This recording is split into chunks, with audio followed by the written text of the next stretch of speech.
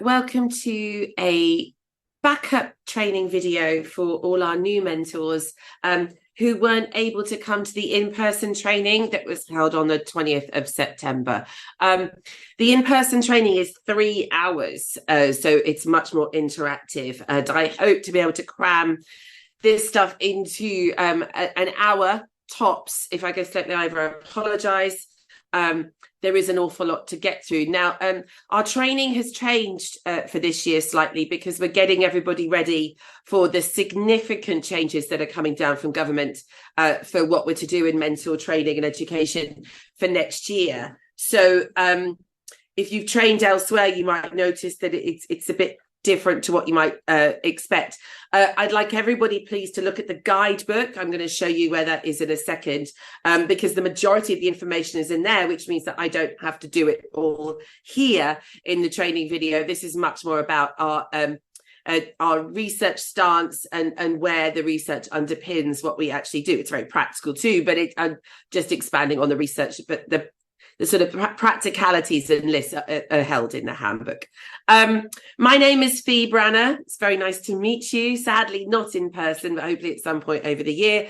I'm the mentoring lead here at the secondary part of the University of Sussex ITE. That's the link to our website where all of the resources go on. We also use a platform called Pebble, which I'll explain in a bit. But this video, I mean, you found it, so you must be on that website, but that's where we put a lot of our resources is on that website. And that's where the handbook is that I'm going to mention quite a few times in this presentation. You're extremely welcome, always. Mentors are the most important person in a trainee's life. So being lucky enough to be the person that is the lead in mentoring, I'm very honoured to do this job.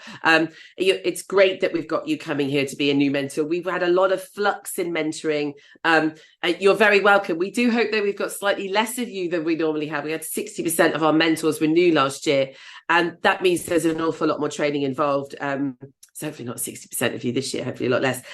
Alumni are particularly welcome. It's like EasyJet, special points people, because you've come back to us. So that's wonderful. And to everyone else, you're obviously very, very, very welcome too. This, like I said, use it in conjunction with the guidebook. You can find it on that webpage.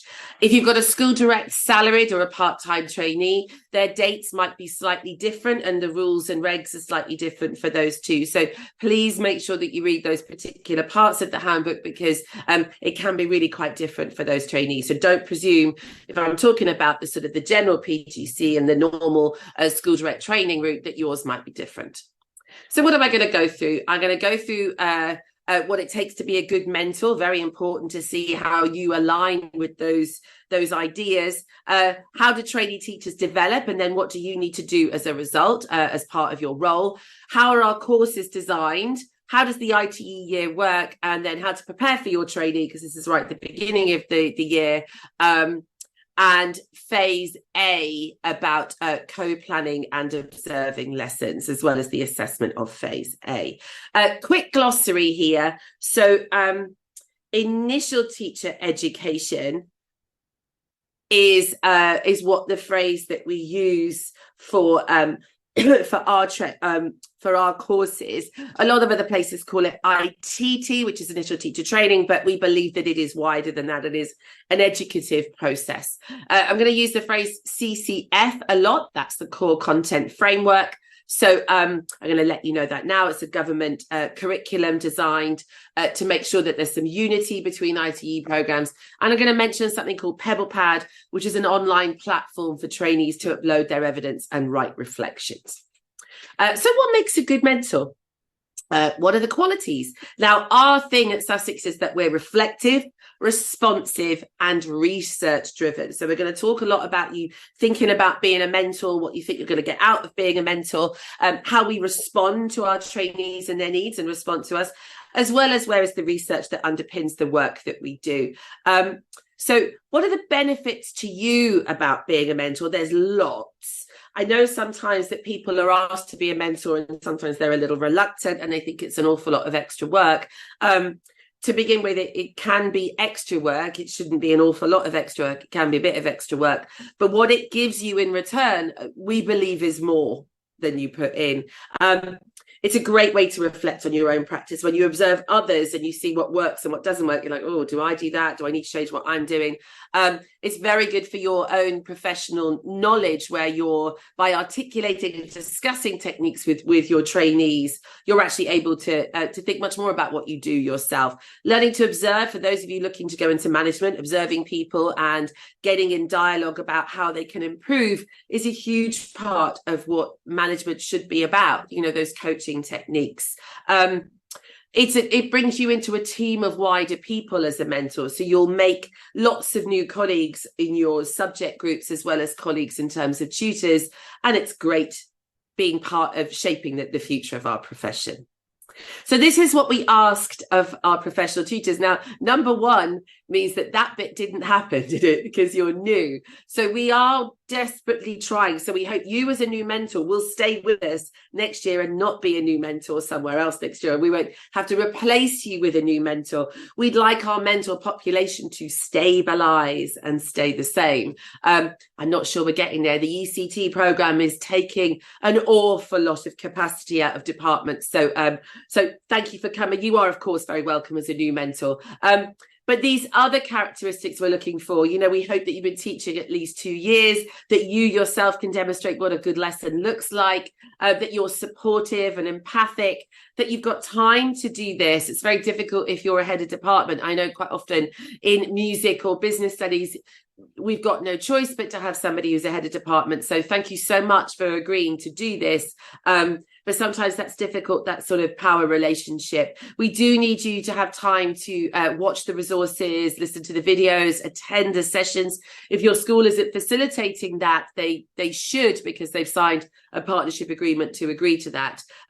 We need you to be able to design an appropriate timetable and have some knowledge about how to adapt your curriculum for different children. So that's what we asked of your professional tutor. What the literature says, and what is just common sense, really, a lot of it. What we're looking for is not a hierarchical relationship. It's about working together, you and your trainee, you being open, the words I've highlighted here, nurturing, sponsor, collaboration, co-thinker with your trainee. And in particular, this non-judgmental aspect to your role is something that we take very seriously here at Sussex, that we empower the trainees to come up with their own ideas and their own suggestions. So we're not didactic, we are cooperative and collaborative and constructive with our trainees. And it's two-pronged. One, it empowers them, but it also helps them not develop learned helplessness, where they just expect you to do it for them. So the more we can see them as co-thinkers, actually the easier our job will be in the long run. And Hobson, that paper there in number 5, is one we're going to come back to later on, and again through the year. So that's what we're asking of a sort of mindset of a mentor. But what about the trainees? Where are they in their development? So they start off, let's realise that it's very stressful coming in as a trainee teacher, being in a new environment, not knowing anybody. They need to be reassured that they're going to be okay. We don't want to frighten them with, oh my God, it's the hardest thing I've ever done. I'm thinking of leaving. That's not going to help. That's not going to help them settle in. Might well be how you're feeling, but it's not necessarily the rhetoric that we want to give across to the trainees. They do start very inward looking. We're trying to make them be more outward looking, but that inward looking is what happens when you're stressed, isn't it? We become very self-aware and thinking about ourselves a lot when we first come into this. And you hear trainees at the beginning talking a lot about, when am I going to get time for myself? How am I going to look after myself? And those are very valid and worthy thoughts that, they're important. But we do also need to get them to see the bigger picture of why are you here? We're here for the children. How are we going to make their lives better? A really important one from Brown and Everson there is that sense of belonging. And we do a lot with our trainees at uni about that. We insist they go to the pub together. We go with them. We spend time with them. We talk to them as compadres. We are also obviously their tutors in a position of some power, really, and you are too, because if they don't do the right things, we're the ones that have to remind them to do the right things. But a sense of collegial belonging is really important. And that goes with that collaboration as well. Now, there's models that we can look at to see how trainees develop. And there's no one model. I don't know if that's a good thing or a bad thing. I'm not sure. So we have to bring it all together. And what I've done, we can look at those. You could pause the slides and have a read of those if you like. But I'm going to summarize in this next slide because I'm worried about time already. They start off very like, oh, it's exciting. I'm going to be so great. You know, but they don't necessarily say that because no one really wants to hear that. And they're idealistic. You know, they're going to be the ones. All previous teachers haven't done it right. They haven't been kind enough. They haven't planned creatively enough. I'm going to be the change in the world. Okay, well, good luck with that. It's great. But at least you're starting on the right foot. Then they start teaching and they're like, hang on a minute. I'm not the absolute bee's knees. I'm struggling a bit. It isn't as easy as I thought it looked like when I was a kid. So in those two phases, particularly that first one, we're quite directive in our ways with the trainees because they don't know an awful lot. They can't go and find it all out themselves. They don't have enough knowledge yet to be able to know where to look. So we're quite directive in the way that we deal with the trainees in those first two stages. But when we get to stage sort of 3, where we're sort of mid-November, December, they're starting to fit in. They've got the behaviour management sorted. Well, they haven't, but you know what I mean. They understand the rules, and that's where they've settled into their classes and they know their names. They maybe know the needs of a lot of kids, but they're still not maybe ready to adapt for them. So we move to a more coaching approach there with mentoring. We're still going to have to be a bit directive sometimes. We never take our foot off that gas. They will still need us for advice, but we're going to ask a lot more questions of our tree. Well, why did you do it like this? Where could you go to get that help, rather than just giving it all? Okay. Same in 4, they become a lot more self-aware the more they teach and realize, oh, hang on a minute, I'm not doing this very well at all. They notice the children more at this stage. They're like, oh, hang on a minute, I was teaching a class before, now I'm teaching a class of individuals, and I'm seeing that my teaching isn't adapting very well for that particular child. But we want them still to come up with their own solutions. So we're mentoring coaching mode there too. They're going to plateau at some point, probably mid-January, where they know they're moving on, so they don't really put in that much effort. They still need to put in that effort. They still need to keep changing. And again, we're in coaching mode there, but sort of a push coaching mode. It's like, no, you must go away and observe that person. You know, it's a sort of slightly directive, but you've got to go and make this better yourself. You go do it, okay? And then when they move on to their placement, they start a new placement, they're honing new skills, and then we'll have to adapt and be a bit more directive when they move on. But again, we're staying in that coaching mode, asking of them what they need to do. So adaptive mentoring is where not all trainees will develop at the same rate. We have trainees from a really vast array of backgrounds, from mature career changes that have been very successful in a previous career, have built up enough money, and now they want to come into teaching because it's what they wanted to do before but couldn't maybe afford to do it. So we've got those people who come in with lots of experience but not necessarily that flexibility that the younger ones maybe have, although that's sort of a bit blunt of me to say that maybe. And then we've got trainees that have some additional needs. Okay, we are an inclusive and open IT provider. We welcome everybody, as does teaching. Now, teaching needs to be adaptive. The way that we train people needs to be adaptive in order to make sure that everybody feels included. If we do that, we will solve part of our retention and recruitment issue if we make sure that we are flexible and adaptable to everybody that comes our way. If we're co-figures and collaborative, that'll work anyway. If we're on the side of our trainee, that when they need a modification, so they maybe can't get their lesson plans in 48 hours in advance because they've got their own particular issues that they're working through, then we will adapt for them. Okay, so we're going to be flexible in our mentoring approach. So what do you have to do? Yeah, what's the nuts and bolts? What's the practicalities? So let's think first about our stance, okay? So it's education rather than training. We're looking at this as a journey of the trainee, starting very much in idealistic Padawan mode, you know, they're a real novice. And then throughout the year, we're talking, okay? We're not telling, we're asking, we're advising, we're not insisting, okay? Now, they're co-thinkers. I've mentioned this. Now, this stuff in number 5 is really important paper for us from Hobson 2016. I'm going to ignore the first one to begin with because that is more appropriate maybe for the ECT model, but non-judgmental. None of our paperwork is judgmental. We don't give grades. It's not appropriate in ITE because it would just be too subjective. Also, good thing the government don't like it. We are supportive of their emotional needs. That's really important. We're looking at them as an individual, looking at their development and growth rather than, well, by this point, you should have got to there. We need to be a lot more open than that and think, no, hang on, by this point, you are up to here. That's grand. Yeah, not everybody develops at the same rate. There'll be plateaus at different stages. Not everybody will start in idealism, right? Not everybody will plateau at the same stage. So our job is to empower our trainee, to make them believe that they can do it, not judge them by their actions, but be alongside them, with them on their journey. So what does a mentor do? In very practical terms, you're guiding your trainee. You scaffold their entry to the profession. You're going to co-plan the lessons to begin with. You've got to model that to them so they can see what planning looks like. You've got to observe them, obviously, teach their lessons. We're going to encourage reflection. We have got to learn not to hold the talkie stick as often as we do already. Most of us are really quite bad at that as teachers, talking rather than listening. We're going to ask a lot of questions. We're going to meet and advise them and consider this practical and this psychosocial. Okay.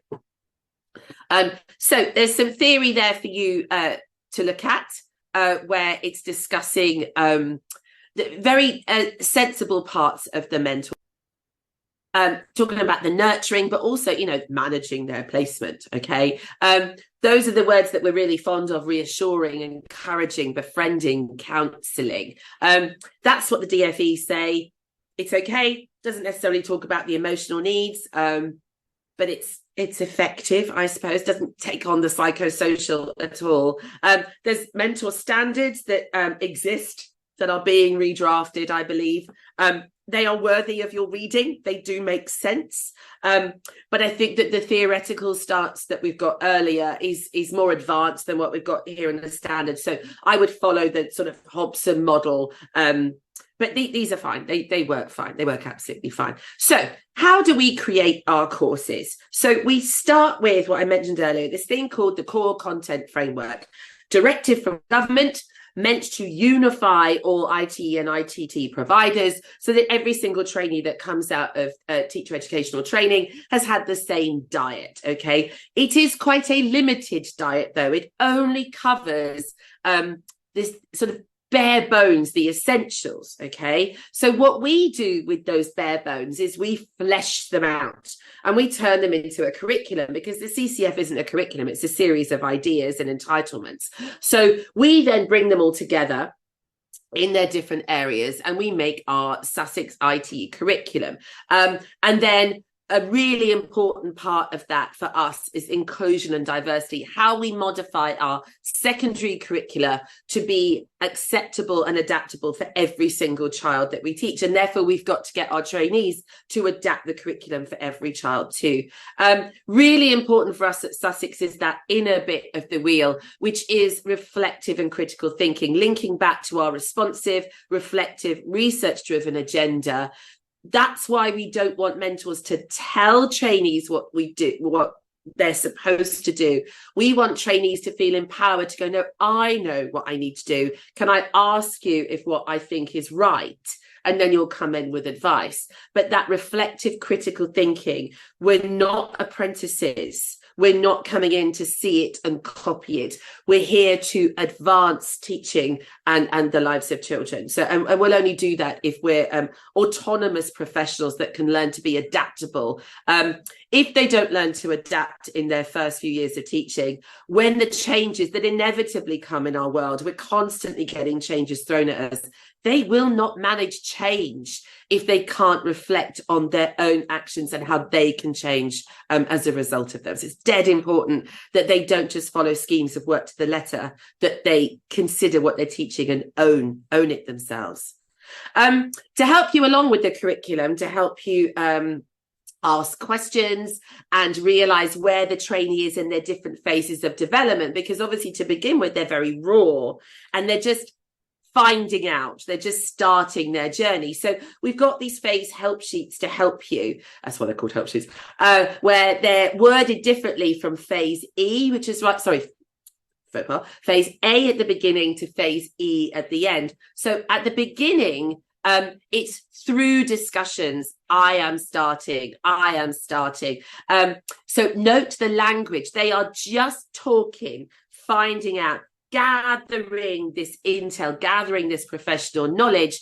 And then when you see the later phase sheets, it's about I can do that. I could do that on my own, right? I'm like all independent. So you'll notice that there's words about expert colleagues. You're an expert colleague. Senko's an expert colleague. The people on reception are expert colleagues.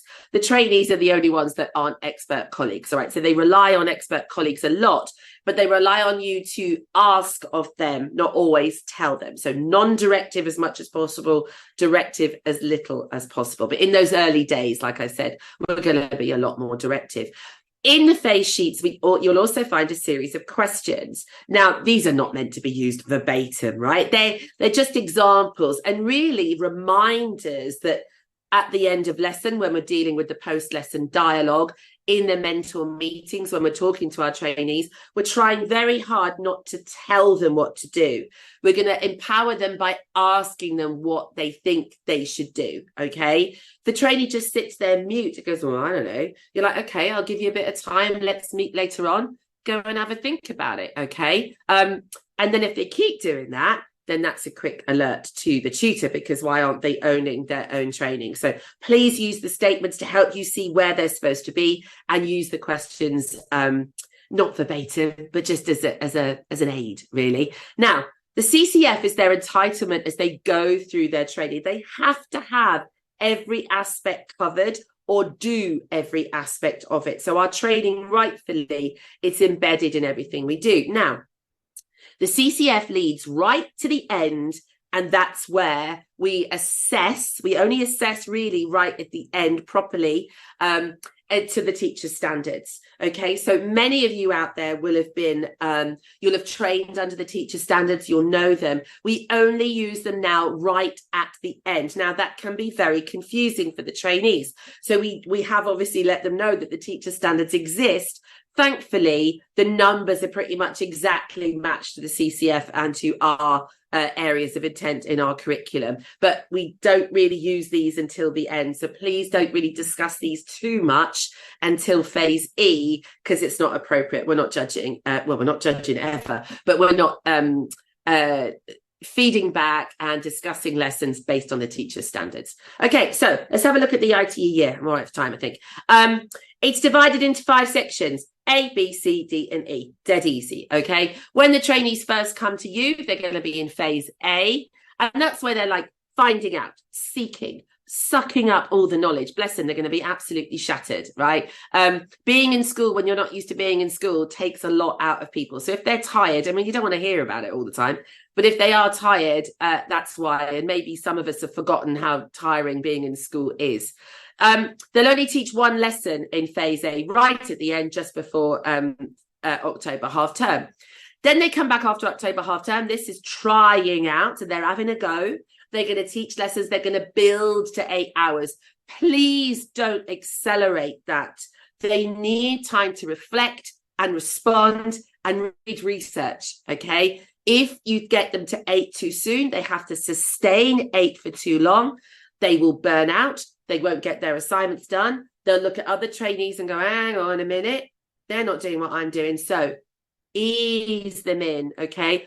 Trial by fire does not work. It doesn't work. Going in like, well, sink or swim, off you pop. You can either teach or you can't. It doesn't work. It doesn't work. Now, it might be how many of us were trained. I was certainly trained in the trial by fire. It did me no good at all at the beginning. I was petrified most of the time. I didn't know which way was up.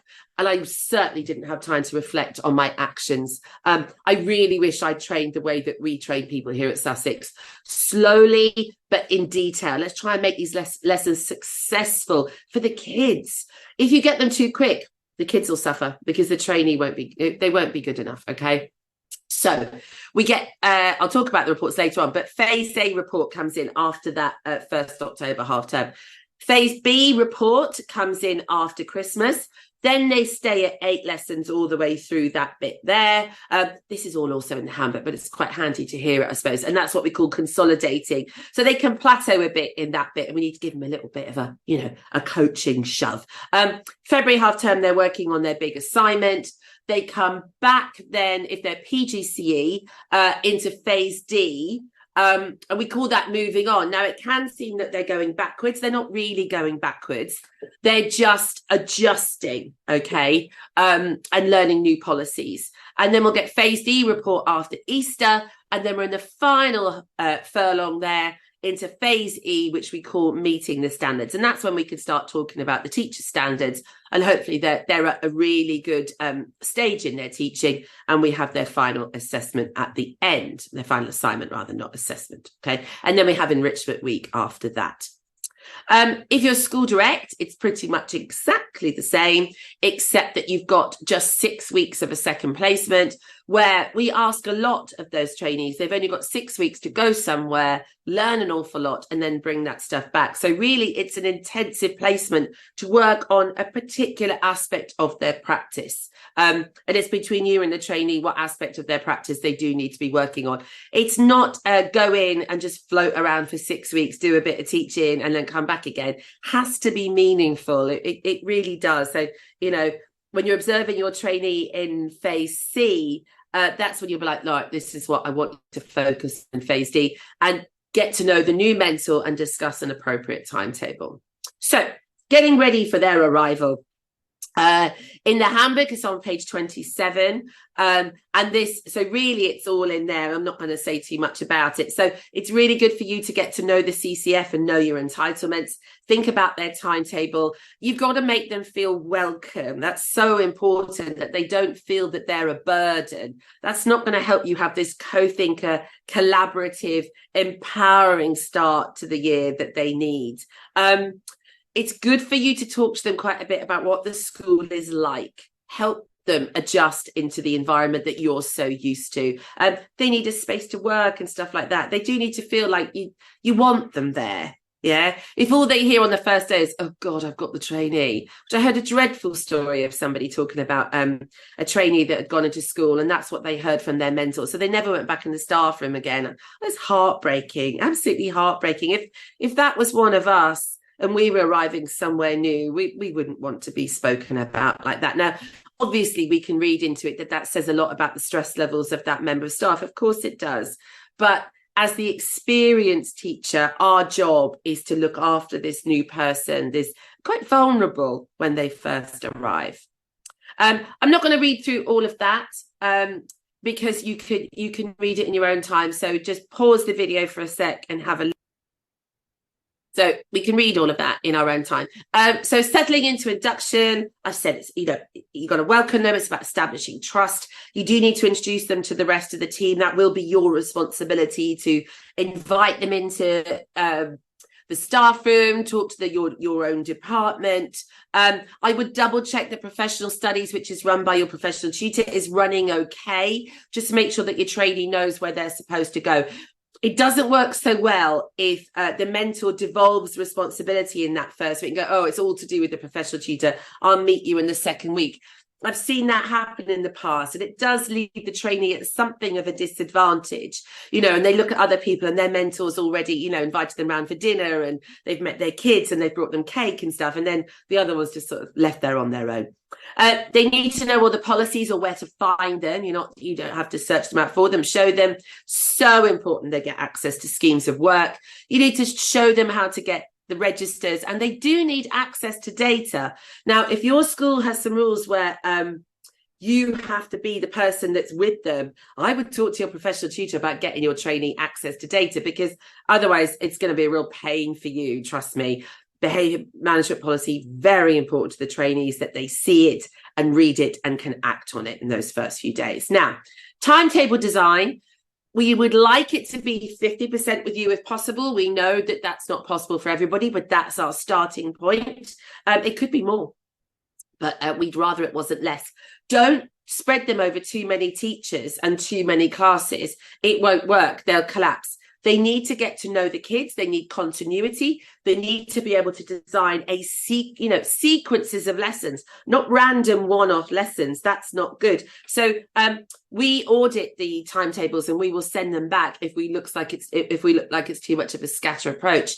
If you've got a trainee who is autistic, has ADHD, is dyslexic, or has declared some other type of need that we need to adapt for, the timetable is so important that it's as cohesive as possible, that they don't have to talk to as many different teachers as possible. If you know there's a teacher on the timetable that's quite flaky, that might get the information to the trainee too late, don't put them on there. Find someone else. Yeah, because it's really challenging for the trainee when they're chasing staff members to find out what they've got to teach. They have to shadow a tutor group. They have to be assigned to a tutor group. It's better if it's not yours, if it's another person that they can be with. They need to timetable in all their different meetings, yours and the professional studies, plan their observations. They need to be observing other colleagues at least twice a week. Okay, they need to be out and seeing.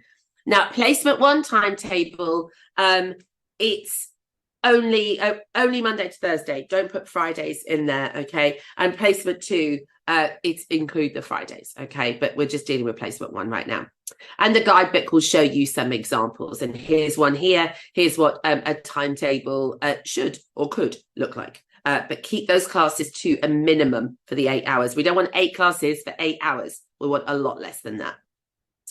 So the first meeting with them, when you meet them in that first week, it is a getting to know you session. All right. You need to find out what they like, what adaptations they might need. Trust me, it's so much better to find that out earlier than later. Where are their subject strengths and where have they got areas for development? Now, in subjects like science, that conversation is incredibly important, because obviously we've got to get them teaching over all the specialisms. So our gaps are normally pretty large. Okay, so finding out what that is to begin with is great. They're going to want to know how the school is run, what the structure of the school is like. I mean, hopefully that's come from professional studies, but it might need to come from you. What are the kids like? Outline your expectations. Now, don't be fuzzy, okay? If you're a stickler for timing, which we all should be anyway, and probably are, you tell them, yeah? If you say, this is how I want this to go, laying our cards out right at the beginning is really important for us to understand this relationship. Another thing they're going to need to know is how your curriculum is sequenced. So how do you go from year 7 up to year 11? How do you sequence or spiral, whatever word you're using, with your curriculum? It's really important for the trainees to know that. So after induction, we've got to get them teaching, all right? So we're straight into phase A. When you observe them, sorry, we're doing meetings, aren't we? Yeah, we're doing meetings. Same time each week, please. Now, it's quite tricky for a lot of mentors to fit it into the day. If it's not in the day, can we please keep it to the same time after school if that's when you're going to do it? When you move it around, they rely on that meeting, you see. It's really, really important to them. And if you move it around, they're just going to come and find you at loads of other times during the day or the week. So if you keep it to that meeting, you can keep a lot of the questions to that space and it'll save you a lot of time and effort. It's really important to avoid negative language that talks about deficits. So phrases like, oh, your lessons, they weren't very good this week, were they? Why weren't they so good? I think we need to reframe it, because remember, we're co-thinkers, we're collaborators, so we're going to own those lessons as well. That's part us. So we need to discuss, so let's talk about the planning this week. Talk me through what your plans were this week. How do you think that year 7 lesson went? Let's come at it from a coaching angle, not a I know more than you know angle. It just won't help. It just puts people on the back foot. So conversations are developmental. So use those help sheets to ask questions. Now, in the mentor meetings, just like what I'm going to talk about in a minute with the post-lesson dialogue, it should be mostly them talking and you listening. If it's all you talking, the balance is all wrong. We've got to step back, step aside, and let them talk and let them ask. Okay, we're not there to be directive.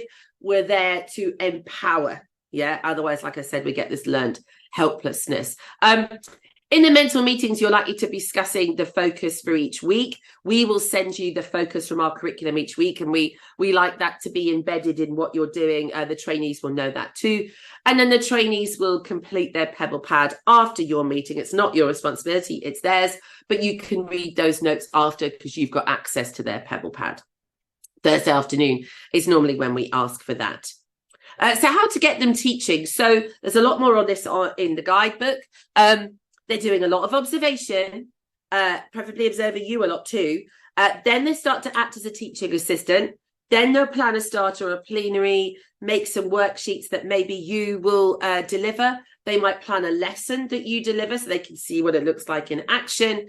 And then when they start teaching properly, they have to do it on the Sussex lesson plan. No negotiation, has to happen.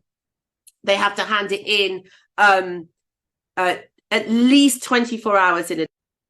But if you've co-planned that lesson, which you should have done, you can negotiate different times for this, all right? So you're supposed to know already what they're going to be teaching because you've discussed the lessons and you've co-planned. They're both yours and they're theirs. They're delivering them, but you'll have a lot to do with the planning. So this can be adaptable. 72 hours in advance is probably too long, and you certainly can't insist on that. Now, for some of our trainees, any of these timings are difficult. Okay, so we have trainees that giving stuff over in advance before they teach is very challenging. Now, that can't just be used by all trainees to go, so like, oh, I just didn't get it done. If your trainee has spoken to you at the beginning about needing modifications and adaptations for ASD, for autism, for any other kind of issue that they might have, then we can pre-discuss this or just be adaptable as the year goes on. To be honest, once they start to get teaching and they're really good, particularly when we're dealing with our non-neurotypical trainees, you can look more at a reflective stance on the lessons rather than in advance. But I would strongly recommend with those trainees that you've heavily co-planned if you're not going to get those lesson plans in 24 hours in advance, because you need to know what they're doing. Now, please don't modify the lessons when you check them unless you absolutely have to, unless there's something dangerous or you can see really will go wrong. Because they need to learn by doing, they need to reflect by doing. If basically you've written the lesson plan, well, what have they got to reflect on, right? So allow them to make mistakes, allow them to then learn from them and improve. But with the co-planning, there really shouldn't be that much of an issue of things going wildly wrong to begin with. Now, with the planning, it needs to be modelled. So you'll need to have the lesson plans out with the trainee. You'll need to be discussing with them what is going to go in their lessons. I'm not suggesting you're not there while they're typing it in, but a good discussion of what kind of thing have you got as a starter, what's your main and what's your plenary, how are you going to bring it all together. So for a few months, co-planning with them is extremely important. It's essential to their development. When we're observing, so you've co-planned the lesson, they're delivering it, you need to decide the best time to observe. What lesson are you going to observe each week? Don't observe the same year group every week. That's not, unless you watch them and like, I'm going to come back next week to see if you've worked on those particular areas of development. So it could happen like that. But try and spread them out, different times of the day, different groups, so you can see them in different environments. Establish the rules before you observe. Are you just passively observing or are you acting as a teaching assistant? if you're acting as a teaching assistant, you won't be able to write up the observation form. So that's for different lessons that you'd be teaching. The formal observation, really, you need to be sat and watching, and they need to know that, what are the rules of engagement. Now, the lesson plan pro forma, the lesson observation pro forma, needs to be detailed. They're only being observed once a week, just once. And what we expect from our mentors are detailed notes, structured and detailed notes that the trainee can take away and actually use. We need to come from a positive angle, as always. If the lesson is going badly, we should try not to be sitting at the back pulling faces. It's not going to make the lesson go any better. Okay, this is what the form looks like. I've changed it a bit, but as a new mentor, you won't know that. So subject knowledge really matters in secondary. Subject knowledge itself, the substantive subject knowledge, but also our subject pedagogy. So how do we teach our subjects? Now, I put a little star here next to strand 3 of the CCF. Please don't remove these. We really do insist that the first strength and the first area for development are all based on subject knowledge or subject knowledge pedagogy. So how do we teach our subject? And I'll give you an example in a sec. The little script that you have that you'll be writing notes on during the lesson is almost a blank piece of paper. Look, it's just this form. Really, what we don't need is a transcribe of the lesson. It's not necessary. The trainees lived through the lesson. They know what they did. They wrote their plan. What we need in here are pointers.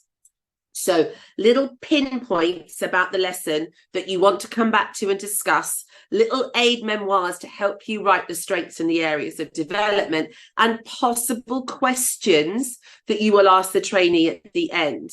You can put the time down the side. If you wish, you may want to connect it to the CCF strand. So not a transcription of the lesson, just aids, little notes in order to help the discussion. Now, the last page of the lesson observation form is a list of some of the CCF, not all of the CCF statements. It's for your use only. It's for you to audit where you think the trainee is moving forward and where you think the trainee needs to work that little bit more, or go and observe different people in order to meet that aspect of the entitlement of the CCF. We quality assure all mentor feedback, or the vast majority of mentor feedback. We couldn't read it every single week. And we're looking at these not three criteria, the 6 criteria. We must see those subject knowledge strengths and pedagogy in the targets and in the strengths. So we're looking at that very clearly. We're looking to see that the strengths are so the developments are clearly written and linked to the CCF, that the strengths are clearly written and detailed, not just like behavior management or questioning or explanations. But what about them? What aspect of them? So all areas of strength and area development need to link to the CTF. The development should identify the area to improve and give examples of how to improve. Okay. The tone of the written feedback should be positive and non-judgmental. So it's not you didn't do that, it's you need now. It'd be good if you went and observed this person to see how to improve in this area. Okay. And it's really important that you give the forms back to the trainee within 24 hours. They need to see it fresh, okay, in their hand, and they need it detailed, because in post-lesson dialogue, they're not great at listening because the adrenaline's still flowing. So written feedback does matter. It matters because, like I've just said, they're listening, but they're not going to listen to everything you say. And because you're only going to pick up on certain aspects of the lesson in the post-lesson dialogue, they need that detailed written feedback to go with it. So they've got the two together. There's some bits there, worried about time now. Avoid discussing deficit. More talk about improvement rather than you didn't do that, you should have done that. So not judgmental. And there's some ideas of what you could be writing about: subject knowledge, misconceptions, explanations, language, keywords and context. Okay. This is a lovely example from obviously DT. I love the fact that it's obviously from DT. I know there's a lot of new DT mentors out there. I can see they're talking about fibers and textiles. It's so blatantly about their subject. It's really positive.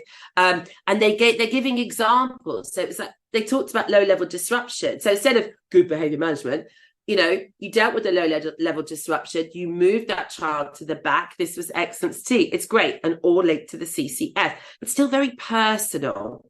Here's an example from geography about areas for development. Very, very detailed, really useful to the trainee. And so obviously about being a geographer, about being a teacher of geography. The references to geography go all the way through. So this is very detailed. It's outstanding. Okay. They don't all have to be that detailed, but we are looking for pros, or at least in this bullet points, to guide the trainee and tell them what their next steps are. Now, the post-lesson dialogue is one of the most difficult things to manage as a mentor. It is so tempting to sit down with a trainee and go, right, let me just tell you what you did well, and even better if, and just go blah, blah, blah, blah, blah, blah, blah. And at 10:20 in the lesson, you did this, and then he did that. It's not useful. It doesn't help. So, and that's a diatribe. We want a dialogue. Now, we are empowering the trainee to make decisions for themselves, to avoid learned helplessness. So what we're doing is we're going to give them time to go away and reflect. If we do the post-lesson dialogue immediately, they're spangled, right? So give them time to go away. Then we'll talk about it later. Use the help sheets to remind you that you're supposed to be asking questions. Don't ever read out the script that you've written. It just doesn't work, okay? So it's about, how did the lesson go? Sit back and listen.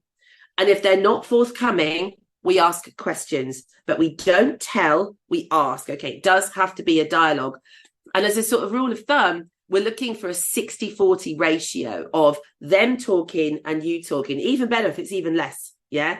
We don't want them talking at you, though, for the whole time, but it must be dialogic centered, okay? And I mentioned that. Active listening techniques. Now, this is so important in being a mentor, and also so incredibly difficult. So we need to learn to listen attentively. I've always found this incredibly difficult. And resist the urge to come in. Yeah. Resist the urge to go, oh, I know something.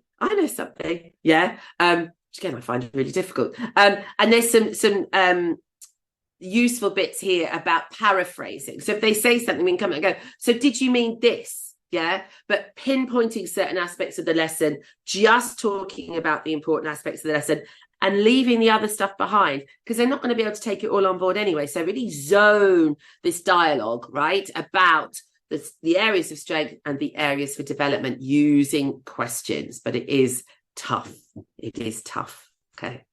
Right. Now, I'm using the word assessing formatively here. Okay. We only really assess right at the end of the course. So 5 assessments in all as we go through the year: A, B, C, D, and E. Okay. Now, you'll be filling in phase E to begin with. It's all done on Pebble Pad. The trainee goes first and they will tick off various different statements that they feel that they've met. They're all linked to the CCF. Then you come in, you write an overall global statement about how you think the trainee's been getting on. Now, it's only phase A, so we're very likely to be dealing with the areas of intent 8, which is about professional behaviours. Reflection in the middle about, well, are they a reflective practitioner? Have they been doing the right things? Are they proactive rather than reactive? That's really what we're discussing in phase A, because you've only seen them teach one lesson. You'll probably write this before they teach one. You're going to give us advice as to whether you think they're making good progress or whether they might need additional support. And then you'll be completing a support plan for them, which I've explained in the generic video. So there's your overall comment going in there. Remember, no judgment, not talking about what they can't do. It's about what they can do in the future if they do this and they're already able to do this. So coming from an asset model, not a deficit model. Then you're going to have 3 strengths and 3 areas for development. Again, trying to come from an asset perspective. I've got a great example to show you next. So written by a mentor about phase A, lovely, reasonably detailed prose in that first one, saying how well they've done, being really specific. So the trainee knows, oh, good, I'm all right at that. I can do that. fantastic. They're not going to go away and think they've got to change everything. And then the area for development is very much saying, well, yeah, you've done well here. See the asset of this. It's not saying you need to do this. It's so well worded. It's wonderful. Well done, Jenny, who wrote this. So it's like warm and friendly environment. However, she now needs to ensure that she's doing this. She's not saying you need to do this. Come on, it's now time to be able to do this. Yeah. Consider the tone, discuss resettling behavior. It's lovely. So this is a model, and I mean a model, a really good model of good practice. So final things, other considerations. Okay. Working with us means to work with the curriculum tutor very, very closely. Our mentors that have been working with us for a long time know what we're like. They know that they can email us at any time and we'll get back to them. Okay. We like early alerts. We like to know if you've got your spideys are tingling a bit and you're like, oh, not sure about this. Don't leave it. Never leave it. Get in touch with us. See what we think might fit in with a picture that we've got at uni as well. So let us know. Okay. So it could be teething troubles, but it might be something a little bit deeper. Email us. Okay. The easiest way to get hold of us is emails, because we're out and about so much. Using our office phones is almost pointless. Mine doesn't even have an answer phone on it. When you first meet your mentor, your tutor, they're very likely to give you their phone number, so you can ring us on our mobiles as well. But early alerts. Okay. What could go wrong, right? So sometimes in these early days, there's some settling, adjusting. Okay. It's quite often about attendance and punctuality. We would like to know immediately if there's an issue with attendance and punctuality. It's a real issue, isn't it? Dress code issues, if you've spelt out the dress code to them and they're still not doing it, that's not a good sign. So we want to know about that too. And we will empower them to get their dress code sorted. Excessive moaning is not good. This is going to be an intense year. Something that's valuable, something that's worthwhile learning to teach was never going to be a walk in the park, was it? So if they're always moaning, they have to have a bit of soul searching going on there and go, well, what did you think it was going to be like? Of course it's tough. I would recommend that they stay at work until later and then go home and have free time. If they're worried about work-life balance, weirdly, stay at work longer, stay at school longer. And then when you go home, you've got that free time. But when you first do something this important, it's going to be tricky. It's going to be tricky. Any unprofessional language and attitude towards the course. So it normally goes with excessive moaning. We're like, oh my God, I've got to do this. We want to hear about that too. Ooh, excuse me. Overly needy is an issue where they're not taking your advice well. And they're sort of coming to you all the time. And you're like, no, I've told you that. Yeah, that can be an issue. Coping with the workload. So not moaning about workload, just not keeping up. Get in touch with us about that too. It's very difficult when they don't take your advice. So we need to know about that. And being too defensive in your feedback. But we also need to look at, well, are you coming at your feedback from an asset rather than a deficit perspective? And then later on, it'll be about not marking, but not in these initial phases. So what happens if you think you've got spideys, okay? Email us immediately. The moment you've got the spidey sense, just email us, okay? And then remind them that it's not a criticism. So if you're dealing with them with a situation, go, look, I'm not criticizing you. I am helping you to move forward with your teaching. I am trying to be a collaborator. We're in this together, but you do need to listen when I'm giving you advice. They don't tend to react to you in a negative way if you're reacting to them in a positive way. It can quite often be if the mentors... if as a mentor, they start off with a status issue, well, I get to tell you what to do, then the trainee doesn't tend to react too well to that, and rightfully so. They might be new, but they're still a professional in a school learning to be a teacher. Okay. Now, if a lesson observation really does go belly up, right, and it's an absolute disaster, and it seems out of character, don't worry about just going, I'm going to leave that. I'll come back later on in the week. I'll watch another one. Okay, it doesn't have to be, this is the lesson we decided I must submit this bit of paper. Okay, we can be flexible and we can be forgiving, and that's really important in what we do.